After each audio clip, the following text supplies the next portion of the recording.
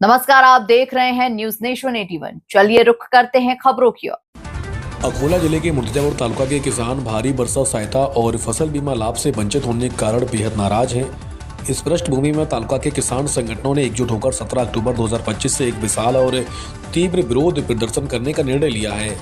किसान संगठनों द्वारा दी गई जानकारी के अनुसार 16 अगस्त 2025 को मुर्तिजापुर तालुका में महाराष्ट्र में सबसे अधिक वर्षा दर्ज की गई थी। माननीय मुख्यमंत्री ने स्वयं एक प्रेस कॉन्फ्रेंस में मुर्तिजापुर में हुए नुकसान का जिक्र किया था। हालांकि तालुका के कृषि अधिकारी और तहसीलदार ने जिले के 133 गांवों में हुए नुकसान की रिपोर्ट जिला कलेक्टर कार्यालय को 2 बार सौंपी, फिर भी मुर्तिजापुर तालुका को भारी वर्षा और फसल बीमा सहायता से बाहर रखा गया है। संवाददाता धनराज सबकाल की रिपोर्ट।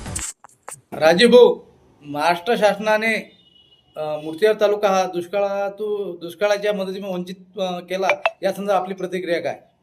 आमची प्रतिक्रिया अशी आहे की मुर्तिजापूर तालुक्यात 16 ऑगस्ट 2025 रोजी सगळ्यात जास्त पाणी महाराष्ट्रातली पहिली ढगफुटी मुर्तिजापूर तालुक्यात झाली आहे आणि याचा अहवाल तहसील कार्यालयाकडून तालुका कृषी कार्यक्रम जिल्हाधिकारी कार्यालयाकडून पोहोचला आहे। विशेष गोष्ट म्हणजे नंतरही दुसऱ्यांदाही एक वेळा मोठी ढगफुटी झाली होती, तिसऱ्यांदा धरणाच्या पुरानं पाणी वाहून गेले आहेत।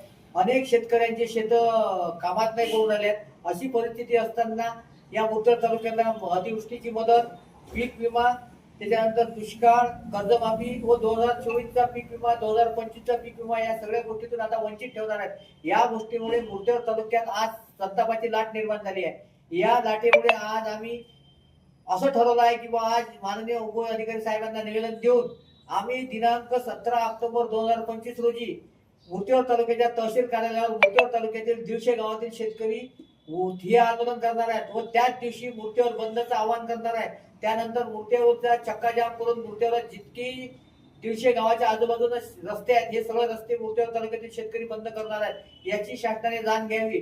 जर एवढं करूनही आम्हाला जर 5 दिवसात मदतीसाठी जर पात्र केलं नाही तर आम्ही दिवाळीच्या दिवशी मुर्तिजापूरचे आमदार माननीय हरिभाऊ पिंपळे यांच्या घरी काळी दिवाळी साजरी करण्याकरता सर्व शेतकरी मुलाबाळासह चिल्यापाल्यासह व आम्हाला दिवाळीची मदत आमदाराजवळून घेण्यासाठी आम्ही जाणार आहोत त्यांच्या घरी।